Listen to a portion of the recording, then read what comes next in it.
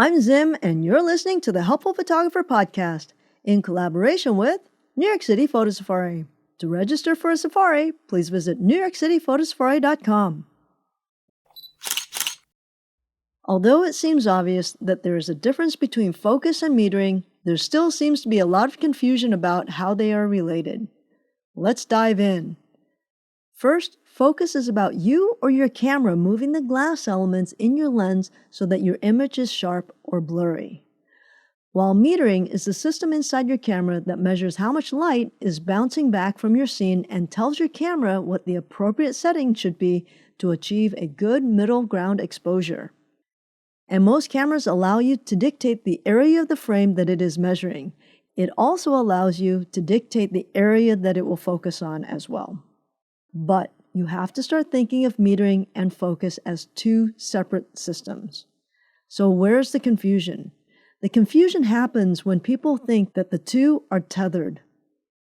The fact is, it can be, but that's not normal. I think the confusion may be caused by the fact that this is how most smartphone cameras operate.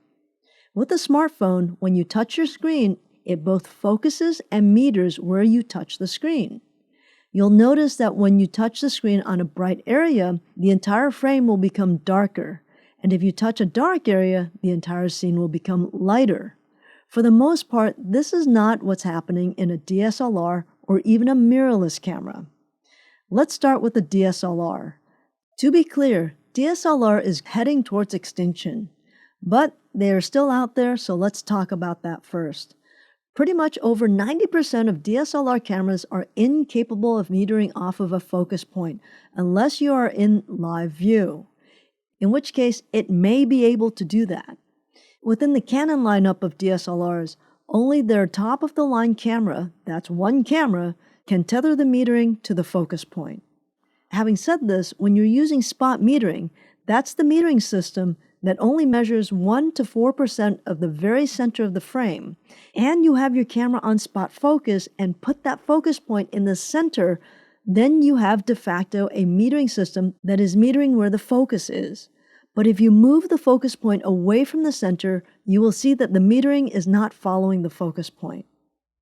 To see this in action, set your camera to spot metering and single point focus and put the focus in the center. Point the center of your camera to some trees. Take a photo. Without moving the camera, move the focus point to the clouds above, and you'll see that the image exposure remains the same.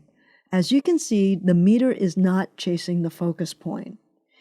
If you are using your live view, that is, if you're shooting from your LCD and not your viewfinder, very often your camera will likely, but not always, focus and take a meter reading where you place your focus point or touch the screen for those with the touch screen. So what about mirrorless cameras? I would have thought that with all mirrorless cameras that you would be able to tether spot focus and spot metering. But guess what? You can't. It depends on the camera. At this point, neither Nikons nor Canons can do this, but the Sony can. Although Sony allows you to tether spot metering and spot focus, it will not do this if you're using focus tracking. Your spot focus needs to be static.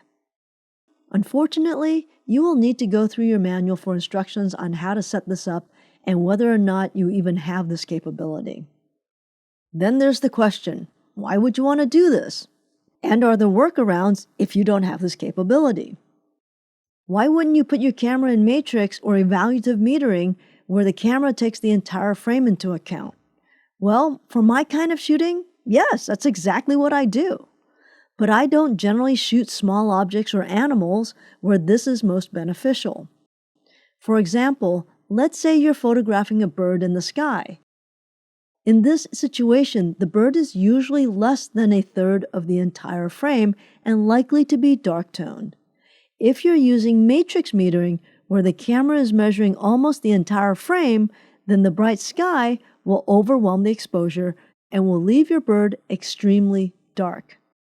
But if you have the ability to spot meter on your focus area, then you would mostly resolve this problem, because then the meter reading will only be based on where the focus area is.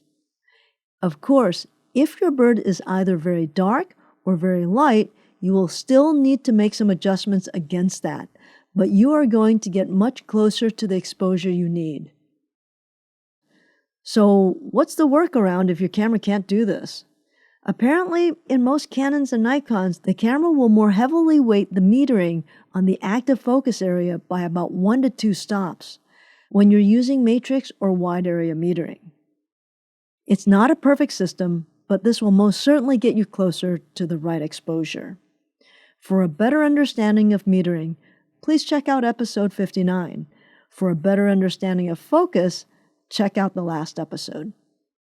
I hope that was helpful. Until next time, keep on shooting.